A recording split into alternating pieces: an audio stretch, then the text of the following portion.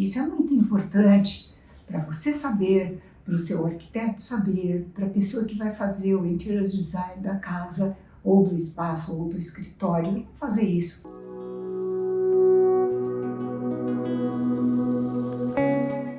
Por exemplo, primeira coisa que faz, coloca já a televisão naquela parede.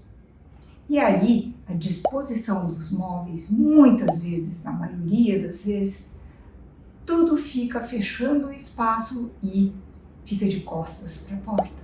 Nós já sabemos que essa situação é uma situação que vai facilitar para que a pessoa seja atraída, seja enganada e que as coisas aconteçam por trás. Você quer isso para a sua vida? Então experimenta. Não precisa nem acreditar no que eu falo, né? Experimenta a deixar os móveis de tal forma que todas as pessoas que estão sentadas na sala, ou pelo menos nos lugares mais importantes, vejam quem entra pela porta de entrada daquele espaço. E aí, deixa um espaço para as pessoas adentrarem. Tem gente que fecha tanto, com cadeira, com poltrona, que a vida da pessoa fica fechada.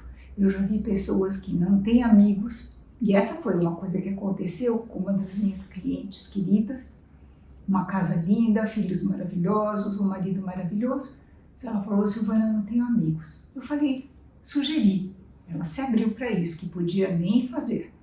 Mas isso fez com que mudasse totalmente, de uma hora para outra, a vida dela. Lotada de amigos, ela está feliz e a vida fica muito melhor. Que tal você começar a prestar atenção, a dar crédito para essas pequenas, grandes mudanças que os Feng Shui sugere?